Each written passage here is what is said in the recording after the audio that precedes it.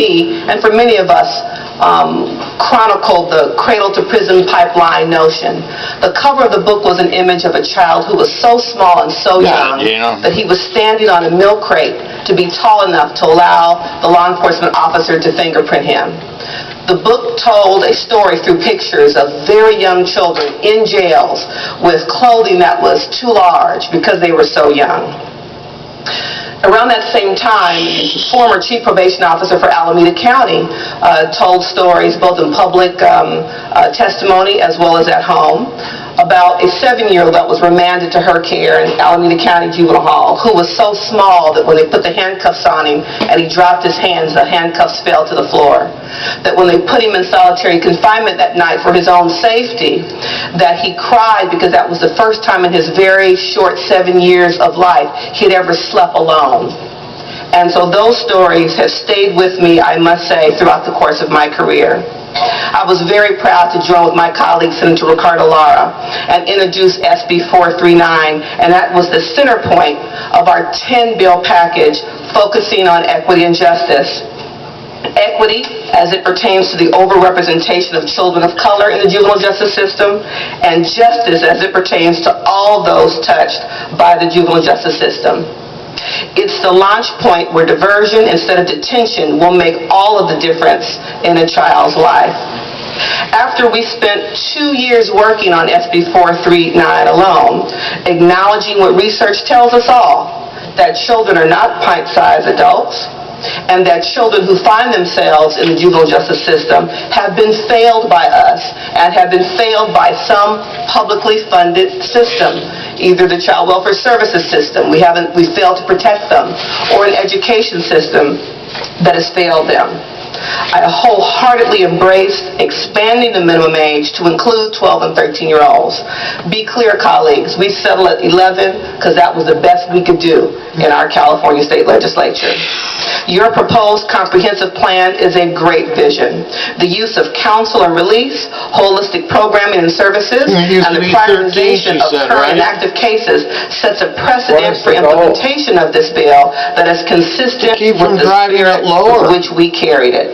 As budget chair, this year I prioritized a $27 million investment for youth diversion programs, which serve the very children that we're talking about today. What is the floor? That investment comes on the heels of millions of new dollars allocated over the past several years for diversion and prevention.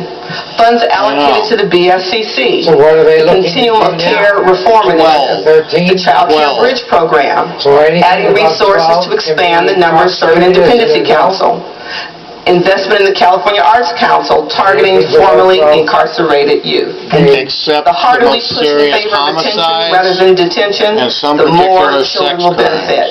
And for that, I'm forever grateful. Thank you, Senator. We're very grateful to you, too. This was just one of the few great bills that you did.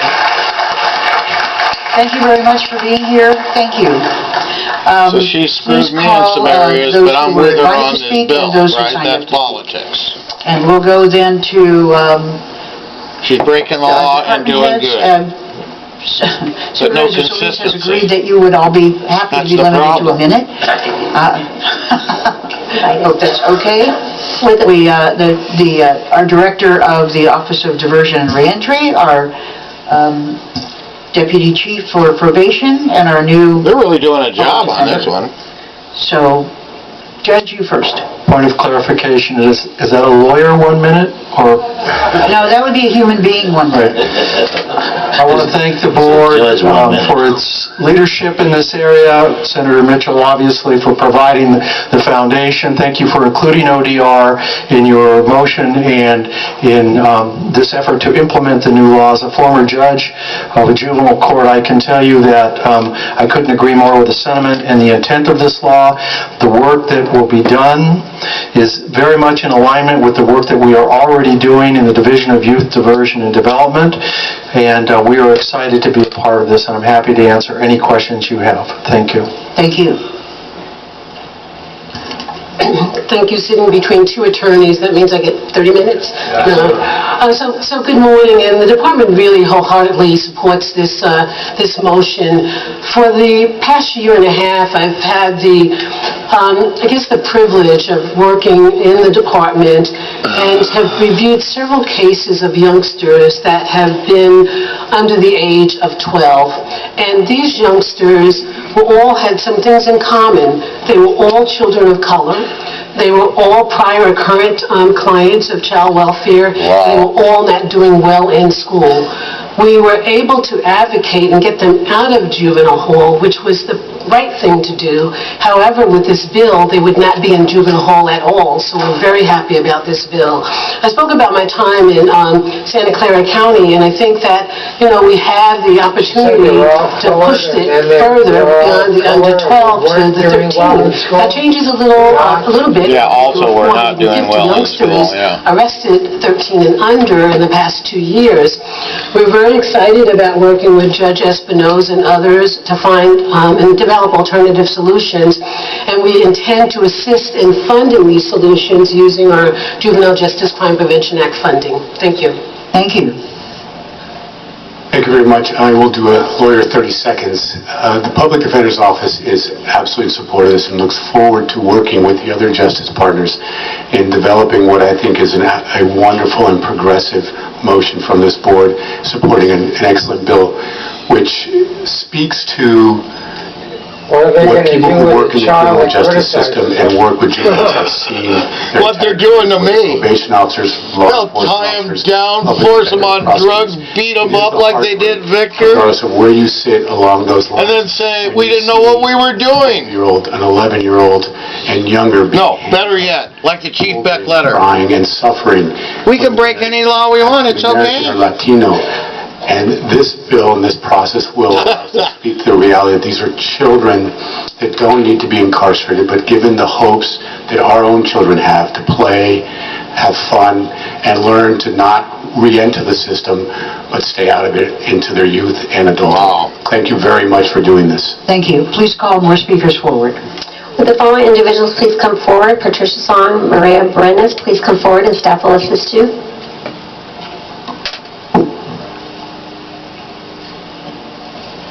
Welcome.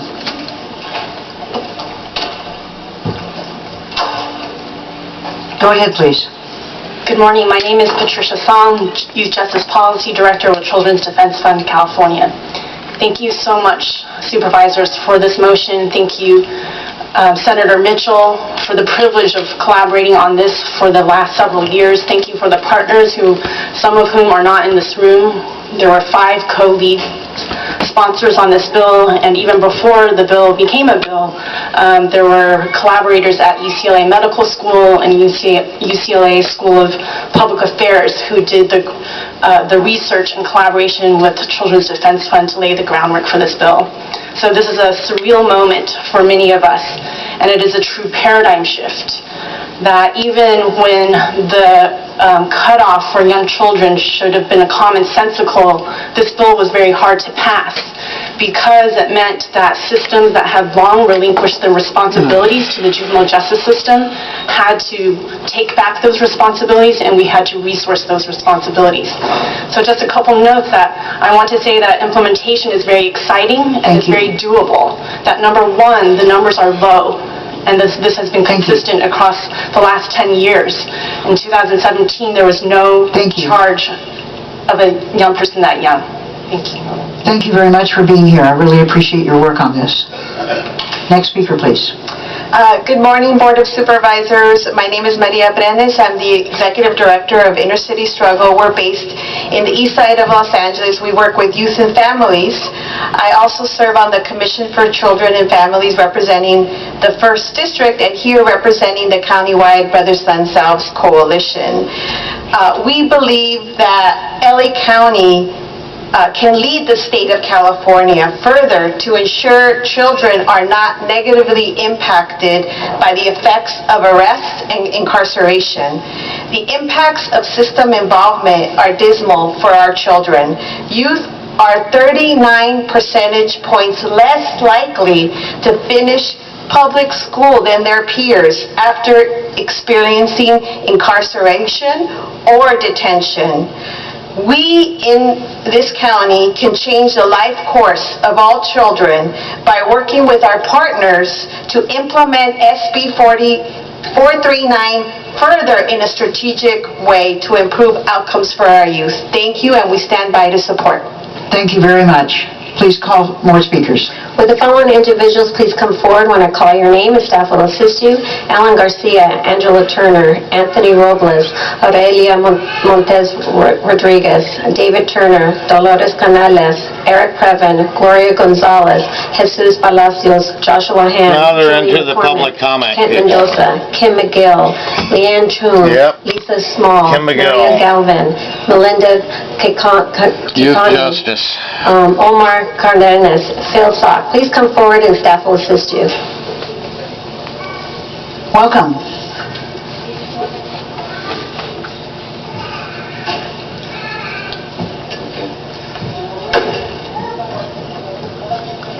Welcome. Anyone may start. Go ahead.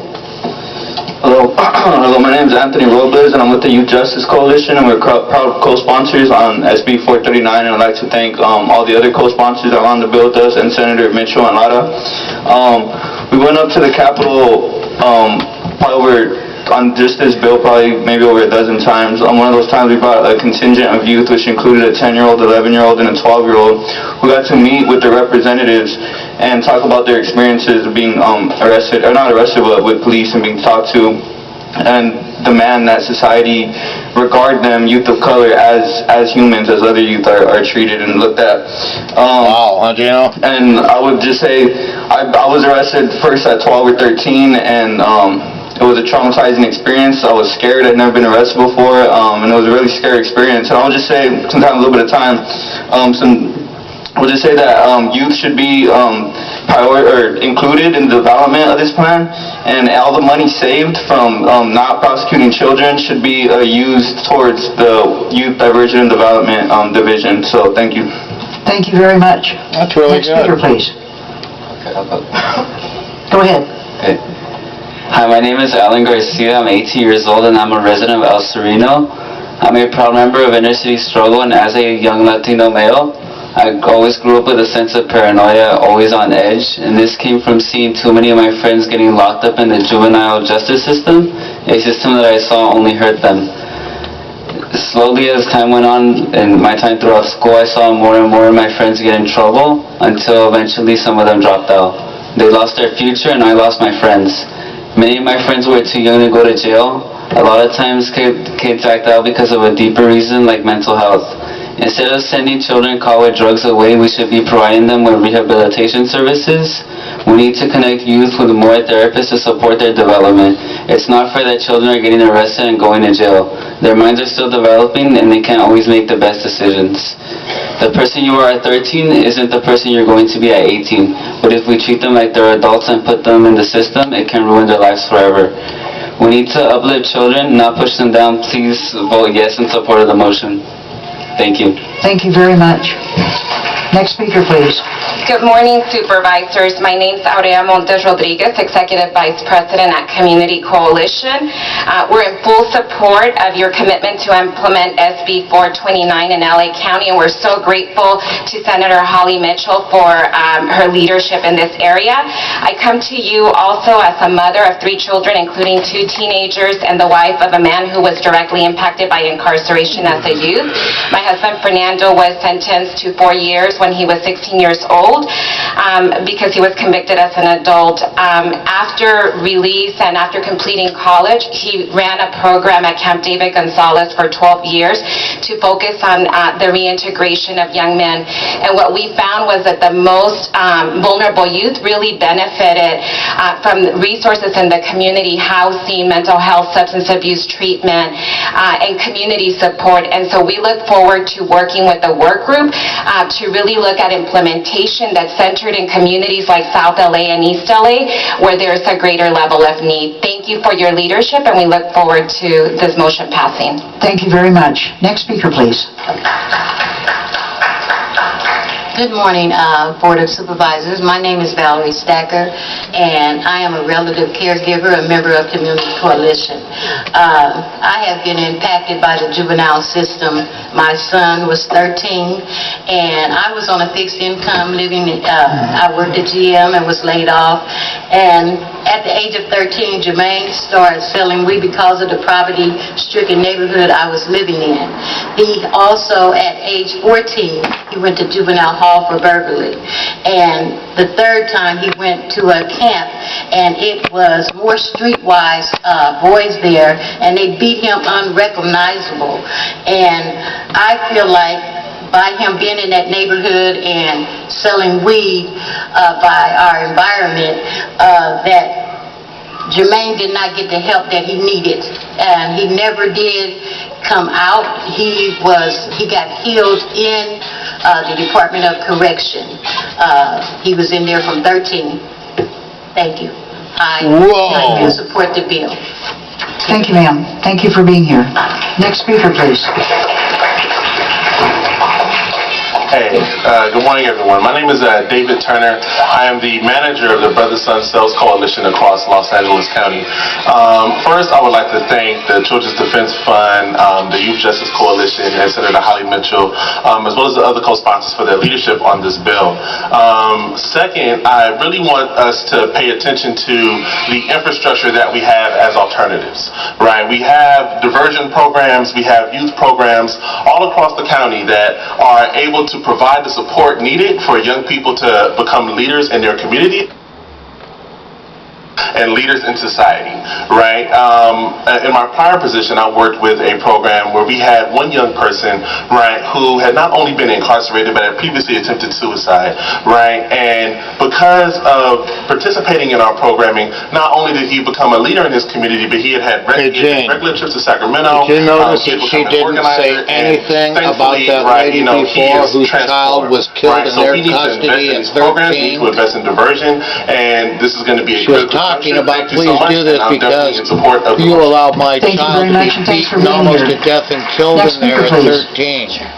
Good afternoon. And she didn't even say, we're sorry we allow your child to be killed.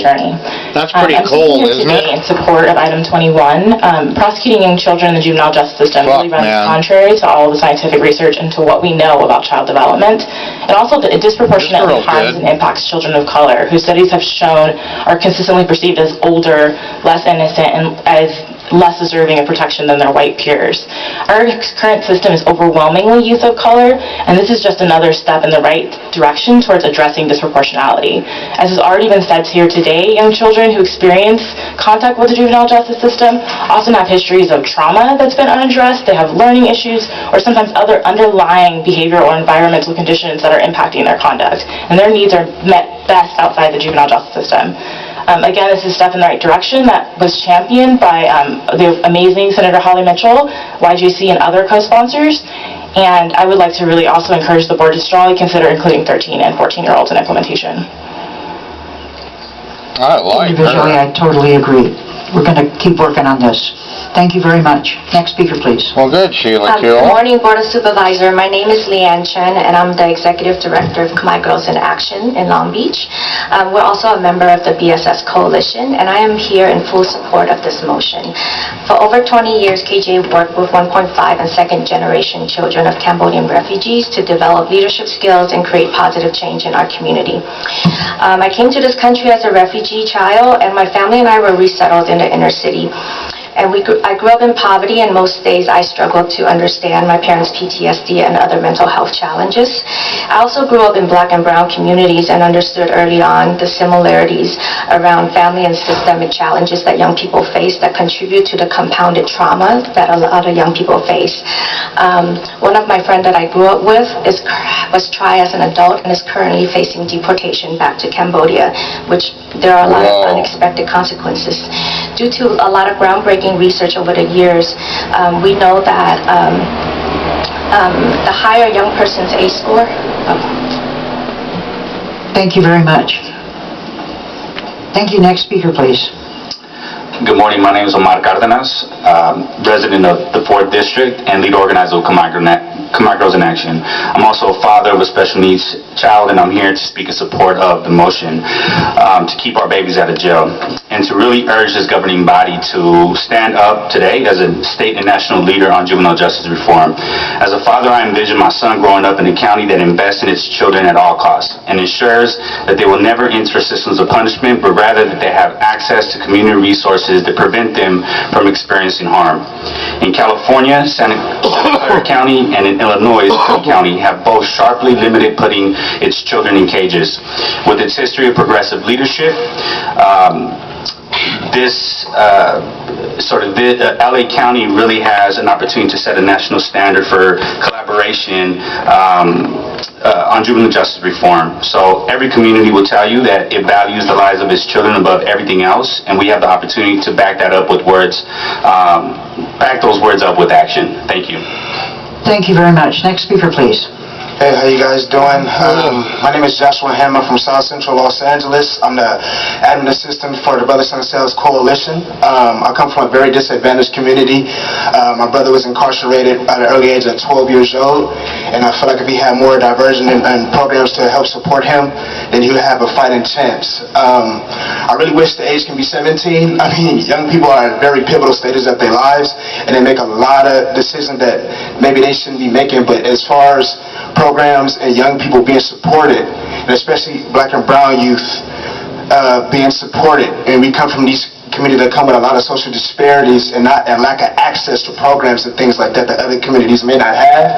I'm not making that an excuse, but I really wish, even me, we had theater, music, and programs and stuff like that as outlets, and they took those programs away from us, especially programs at South Central Los Angeles. When I go to other pristine communities that have access to these programs, and all that left us with STEM, and everybody that's a certain man, I want to be an engineer. So give kids access to things. Thank you. Wow. Next speaker, please. My name is Jesus Palacios, and I'm a resident of Boyle Heights. I am an alumnus of Inner City Struggle and the Brothers Son Cells Coalition. I'm here in support of setting the minimum age for the Los Angeles County's juvenile justice system. Growing up, it was normal for me to see my friends harassed by the police, all because of the neighborhood they lived in, the clothes they wore, or the color of their skin. Too often this is the case for children of color. We know that a majority of child arrests in the juvenile justice system are children of color, especially boys of color. We're not setting them up for success. We're not protecting our neighborhoods. We're racially profiling children. When we do this, we're telling young boys that they don't belong and that we don't care about them. I'm a college student studying sociology with the hopes of becoming a therapist. My life is now dedicated in the hopes of serving others. I coach children ages 5 through 15 in the same park that I played basketball in growing up. Please vote yes, and thank you. Thank you very much. Next speaker, please. Buenos días, mi nombre es María Galván y soy residente de Huntington Park. Soy miembro de la lucha del pueblo de Inner City Struggle. Llevo más de 20 años como voluntaria en las escuelas aquí en Los Ángeles y he visto bastantes niños que entran al sistema de justicia. Yeah, where's the translator?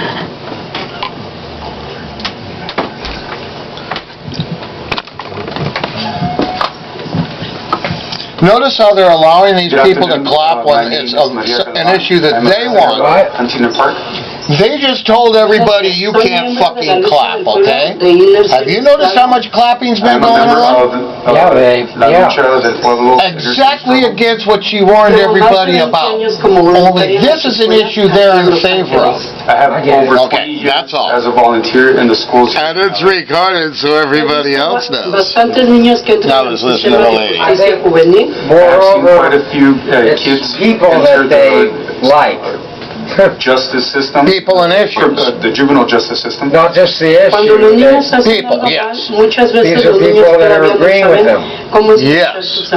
Yes. When kids, when young children do something bad, so it's okay to applaud if you agree. Kids don't know how to express their feelings. That's what you're saying. With what they want. Or they do things as their but you can't clap if it's contrary to them or what they want. Right. Sometimes they just want to be heard.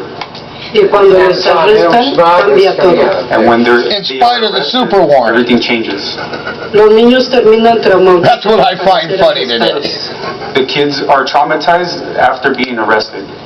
Los arrestan como si fueran adultos, además arrestan más a los niños latinos. They are arrested like if they were adults, and additionally, when they are arrested, kids, Latinos, are arrested more often. Okay. No me gustaría ver ningún niño en la cárcel. I would not like to see any child in jail. En vez de arrestar a los niños, necesitamos más programas para niños y adolescentes en la comunidad de prevención. Instead of arresting children, we need more programs for children and youth in the community, such as prevention. Muchas gracias. Next speaker, please. Good afternoon. My name is Julie McCormick. I'm a policy associate with the Children's Law Center of California. Thank you for allowing me to speak. We thank Supervisor Thomas and Supervisor Solis for putting forth this important motion and commend the board for being on the forefront of this issue. CLC appreciates the direction of this motion and is supportive of LA County's intention to go further than SB 439 by looking to extend protections to 12 and 13-year-olds. We support the expansion to 12 and 13-year-olds when appropriate diversion plans. It is down to 11. We represent the approximately 30,000 children under the jurisdiction of the I thought it was 12. She just said 11. A significant number of whom are also involved in the juvenile justice. I gotta go read the fucking As bill. this motion points out, there's significant crossover between the juvenile justice and child welfare systems, and clearly there's a potential child welfare system involvement in any diversion plan. Given that the Children's Law Center represents a large number of crossover youth, we are extremely interested in being part of the discussion and would ask that we have the opportunity to be included in the development of the status report as well as the comprehensive plan. We urge support of the motion and thank you for all you've done for our clients. Thank you very much. Next speaker, please. 13 come from? Person who signed up named Lisa Small They donated used the her number minute 13. to you, so we give you 2 minutes. I thought I read the number 12. Good morning, supervisors. My name is Kent Mendoza, and I'm with the Anti-Recidivism Coalition. I want to start by thanking Supervisor Billy Thomas and Solis for putting this motion forward. I think this is an important issue. It's a personal issue. It said 12 years old right here on the agenda item. I believe that we have, the county and us, we have the responsibility to ensure that our kids are not only not being put in jail, but they receive the proper services they need at such a young age. I know I wasn't locked up at 11, but I was locked up at 15, and even at 15 I feel that I still didn't understood how the court system works, didn't understand a lot about my life, and had a lot of questions about life. And that's what got me into camp and then eventually being tried as an adult at 17. But right now we're just talking about 11-year-olds and younger, and I just feel that it shouldn't be normal for no 11-year-old kid, 9-year-old kid to be saying they have court next week. It shouldn't be normal to hear that in my community. And the reason I say it is because I felt that became something normal in my community. I had a lot of friends that say, I have court next week, or I have seen my probation. It became a normal thing. It became a culture. And I think we need to change that. We need to keep our kids safe. And if we're talking about public safety, and this is how you keep, this is how you create public safety, by ensuring they receive these services at such a young age. They don't know a lot of things. They don't even know their own purpose in life, but yet we're putting them in a court system where a judge and a DA that maybe don't even understand really where this kid is coming from will determine where this kid is going to end up. Ultimately, the more you expose them to court systems or any type of system like that, you're increasing the chances of that individual coming back to the court system and eventually excelling within the system of incarceration. And I say that because I have a lot of members that I represent from our organization that went through this, and people that I work with that are still locked up because of something that was not addressed at such a young age. So thank you so much and have a great day. 12, that's what I thought. Thank you. So I know we're enthusiastic and many people have been very eloquent, but could I ask you to do this instead of clapping, because it adds an extra half a minute every time, and you know, a bunch of people waiting. So if you do this, I'll see that you like it, and if you don't like it, you can do this, okay? Excellent. Next speaker, please. Morning, my name is Paul Soap with the Youth Justice Coalition. It's difficult for me every time to come up here and talk about this because I was a young person. He's breaking the law, people. And every time I talk about this, it's like opening a wound. It's very difficult to talk about. Have to deal with it. I just think about all the young people that went before me, people that I saw that were younger than me, that didn't even need to be there at all. You know, in a system that takes young people and treats them as adults, where is that defined that as juvenile justice? That's adult justice for a child, for a young person. And so I just want to urge the board to really push beyond SB 439 and make a higher floor. You know, we take young people into our schools that the system says you're nothing, we can't deal with you, you're never going to graduate, and we take them in and we have an alternative model and it works great. They graduate, and a bunch of them are right here today. They're great kids, lovely kids. You know, these are people that are going to be our leaders, not only of tomorrow, but they're our leaders of today. Right? And these are young people where we don't need a badge to patrol them. We don't have batons, we don't have guns in our school, none of that. And they do great. Thank you. Thank you. Please call more speakers, and then we'll come right back to you. Thank you, Madam Chair. Would the following individuals please come forward when I call your name? Belton Johnson, Victor Trujillo, Victor Pacheco, Julio Rene Pueyo, Demontre Ross, Gloria Gonzalez, Aquino Graham, Precious Young, Mary Jacobs, Sequoia McCoy. Please come forward and staff. Precious Young and Mary Jacobs, too, all in a row. Thank you. Next speaker, please. Oh, good. Good morning, everyone. Kim McGill from the Youth Justice Coalition. We were honored to be co-sponsors on this bill also, and really appreciate everything that Senator Mitchell did, not only to pass this legislation, but for everything she does every day to have the courage to stand up for the more difficult legislation in the state.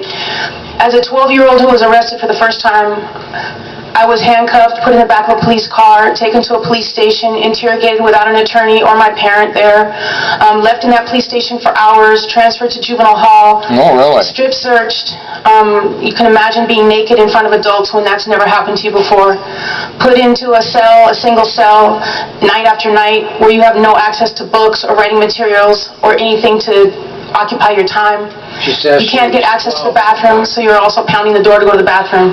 That was my experience at 12. It's why this legislation, as well as what the county's doing to take the legislation even further, is so important.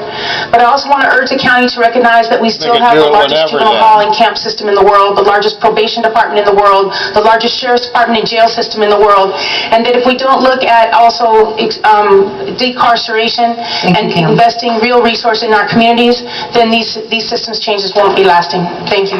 Thank you. When Celeste was alive, they begged for our help, and as soon as he died, she sold me out like a bitch from hell. All right, good. Next speaker, please. Good morning. My name is Gloria Gonzalez. Her organization will not deal with that DOJ agreement or Section 271. And Violet, these are some of the young people that are 3, 11, and 8 that were at the Capitol pushing to really pass SB 439, and I just wanted to really reassure that there should be community, especially the young people that have been system impacted, to be a part of the implementation team, and that there needs to be money transferred, right? So the money that isn't going to be spent incarcerating 12-year-olds or 11-year-olds should really be transferred to the youth diversion and development program, so that there can be resources, right? So that these young people can have art programs, can have somewhere to really be at that doesn't have to incarcerate them, right? That they don't have to hustle, right? So that they can have these resources in their community. And it is really important to work with CBOs so that there could be that attachment to the community. Thank you.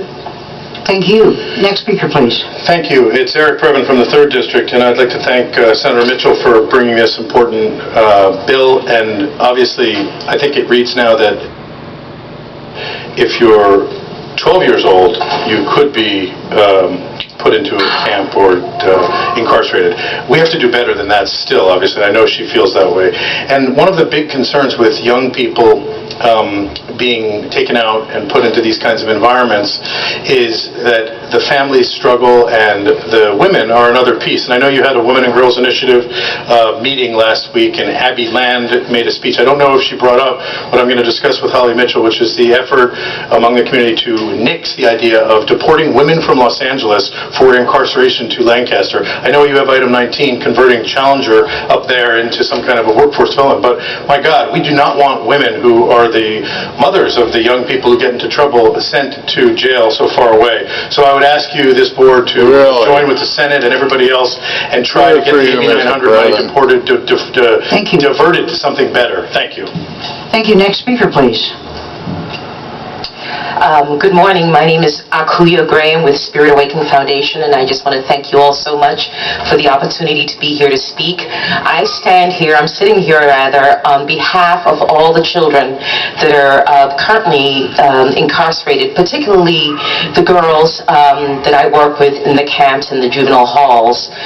There's one girl that comes to mind in particular because she pulled me aside one day and just said, Mama Akuyo, I thought I was a child, but I see that I'm nothing but dollar signs. She'd been put on the street at the age of 5 to turn some tricks to earn money for the family, and so she's now angry, and I think she stole something. She was arrested, now she's at Camp Scott.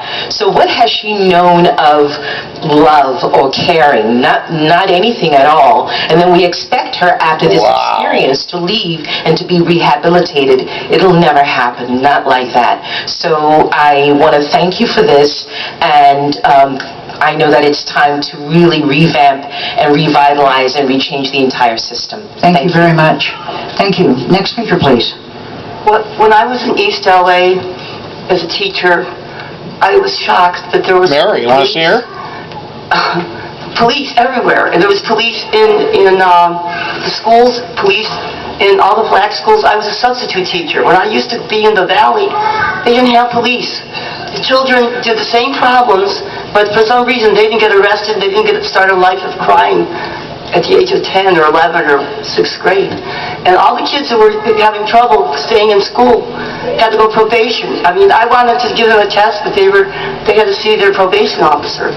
So how can you even finish school when you have to keep seeing your probation officer because you were in jail? At a child's age, it's insane. And I just want you to know that this haunts you your whole life. A friend of mine, a very good friend, was 55 years old, still remembered because he stole money. I mean, he stole foods for his family of 10 to eat. He was incarcerated for 7 years. He was a kid. Thank you. Wow. Next speaker, please. I'm DeMondre Ross. I'm here with the Youth Justice Collision, and I just wanted to make noted that a lot of kids is young and being incarcerated. Incarceration is really helping a kid get used to his surroundings. You feel me? People learn by what they see. If you're surrounding a child by people who do bad things as he does, then he gonna learn nothing but bad. But if you surround him by positive people who can help him with his thoughts and help him do things, put him in programs, do things they like, such as art, sports, athletics, such as things like that. It won't be much as that, more of that. People get used to juvenile hall when you put kids in juvenile hall. Like me, I'm still a child myself. I'm only 17. I've been to juvenile hall. I've been going to juvenile hall since like 10, 12. Like it's nothing good for nobody, and that's how I feel. You gotta be told what to do at a certain time, and you might not like it. You don't get to see your family when you want every night at a young age, not getting to sleep with your family. That really bring tension and chemistry between your family, and I feel like that's a very important thing. Thank you. Thank you. Thanks for being here. Next speaker, please.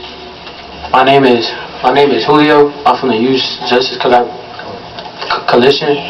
When I was 12, I went to jail for a robbery, and I believe I didn't know, I wasn't in my mind we could have went to a program just for our type of age, cause we don't know what we do.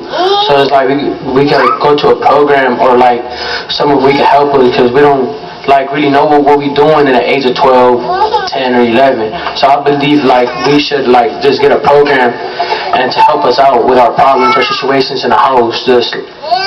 I don't believe jail is meant for people from 11 or down, 11, 13, 14. It's just I don't believe that's really what we got to experience as a little kid growing up, not being with our parents most of the time. It's just I don't believe that. And I just hope we could open programs for they can help us out and just, Thank you very much. Thanks for being here. Next speaker, please. My name is Velton Johnson. I'm from the Youth Justice Coalition. I'm the teacher at Free LA High School at Youth Justice Coalition. One method that we love to do there is transformative justice. The one thing about all of our students, about all young men, young women of any color, it does not matter, is that everybody wants to be heard. Everybody wants to have a voice. And in these transformative justice circles, it's all about deep listening, about really understanding what the root of the problem is. And for some of our young folks and for some of our adults, it's hard to actually talk about what the root of the problem is and to actually understand that they have the power and nobody can take their power from them.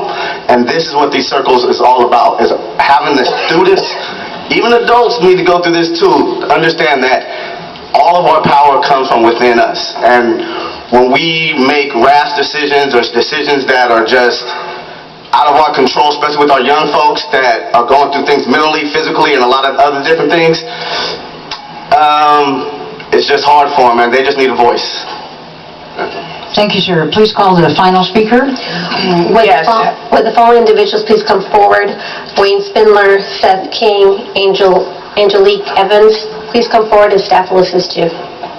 Thank you. Victor. Yes, hello. My name is Precious Young. I feel that this issue is very important because a lot of these children, like just say black, brown, and other races as well, in our communities, they look at the police. They're afraid of the police because they know they're going to take them to jail if they do anything wrong. But they need to get a different outlet or a different opinion of the police, because the police do help, but a lot of them do damage. But these children need other outlets and programs to go to so that they won't become victims of being incarcerated. If they had a Boys and Girls Club or a center they can go to learn different things about how to become engineers, architects, and have a different outlets of different opportunities presented to them, then they probably won't even end up in the justice system if they had other places to go and things to make their lives better. A lot of kids don't even know what an architect is because that's not spoken about.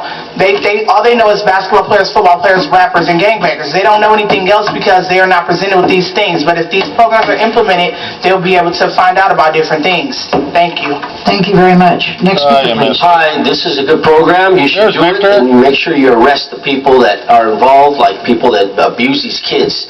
My name is Victor Trujillo. I had an incident where my little brother was hand behind his back and my mother had a shotgun to her head. That cop, 2 years later, went ahead and arrested me and put a gun in my mouth and busted up my tooth. I was from Burbank. He was LAPD at the time. He transferred to Burbank. Those records he transferred got to Palmdale. In Palmdale, I got arrested. Same case. So those cases never existed. Got into Palmdale. I go in there with my daughter. A district attorney drags my daughter. The deputy puts the gun to my head and drags my daughter. She's only a little girl to testify against me. My wife states in court she made it all up because the sheriff's deputy said if she don't testify to get rid of me, they were going to fucking kill my 3 daughters. So I have that, and I had it on record. And my lawyer cried, begged me that it was not his fault. The Judge Christopher Este, approved it, and District Attorney Kerry Smith laughed at me. Thank you. Next speaker, please. He said, fuck it. Hi, my name is Angelique Evans. I'm with told me he was going to drop a bomb. I've been completely affected by, at 13 years old, I was sent to juvenile hall, then to California Youth Authority, and then told at 18, welcome to the big house. So what I know these children need is more positive role models in their life. Nowadays, these kids are raised with dope fiend parents, I'm sorry to say, alcoholic mothers, alcoholic fathers, crack addict fathers and mothers. It's sad but true. I was raised in that type of environment. So what these kids need is more positive role models, more resources such as Boys and Girls Clubs, such as learning centers, because it's sad to say, but they don't even know their history now, because the history they know is the trauma they built when they were kids. So let that be out there to have more positivity for these young kids. It's sad to say, but this environment nowadays it's foul. So being there, done that, I know, and I'm in full support of this. Thank you. Thank you, ma'am. Call the additional speaker who signed up. Would Herman please come forward and staff will assist you. Next speaker, please. All right. Yeah, my name is Seth King, and I'm a teacher at Free LA High School with Youth Justice Coalition, and we need to keep programs, we need to fund programs, we need to expand the preventative services, health services, mental health services. We need to really put all of our energy and funding towards investing in the children, not in incarcerating the children. We need to, especially at this young of an age, I really recommend it, higher, 13, 14, 15. You really need to make sure that the children have the love and support and care that they need, and the system needs to reflect those values, because we have some amazing children at our school, and trauma is where kids are coming from. In so many cases, as teachers, we have to be aware of the trauma. We have to look inside of the lives of the children, as many of the great speakers have been sharing, many speakers, and see and be human with these children, because that's what we need. We need more of the programs to prevent this. Thank you very much. Call an additional speaker, please. Thank you, Madam. We're all familiar with... Just a second, please. Thank you, Madam Chair. Would Varant Amahuni please come forward? All right, thank you. Go ahead, please. We're all familiar with strategic lawsuits against the public. Well, that's the greatest experience to ever have in your life, where the city of Los Angeles, under the city Just stay on the attorney, topic, please. will detain you in their facilities called a jail. And yes, it is the worst experience any person with a disability should have to ever experience, when the city attorney of Los Angeles brings a lie, a malicious allegation against you, and incarcerates you for an experience. This way you can shut your goddamn mouth and not participate in activities at local level of government. That's what they do to you. You want to experience it? Keep talking against the local government, and they will put some type of lie against you and incarcerate you. Thank you. I should know. Back on this item, please. Next speaker. Wow. Go ahead, please. Good morning. My name is Valentin Mahoney. I'm here today on behalf of the Los Angeles chapter of the National Lawyers Guild. The National Lawyers Guild is the oldest human rights bar association in the United States, and we are here to encourage the board today to stop treating poverty like it's a crime. I speak, of course, to the fines, fees, bail, things which disproportionately affect peoples of color, and moreover, disproportionately harm those who are least likely to be able to pay for them. Don't leave families with the impossible choice choosing between impossible basic family necessities and the fines that are quite clearly unjust. We ask that you take everyone here today seriously, and moreover, to stop treating poverty like it's a crime. Thank you. Thank you. That concludes all those who signed up to speak. Thank you so much for the testimony. And I believe we're ready to vote on this item. It's moved by Supervisor Solis and seconded by Supervisor Ridley Thomas. Is there any objection to a unanimous vote on this item? Seeing none, that will be the action. Thank you all very much. Okay, you did good. Our next item is item 12, which is held by Supervisor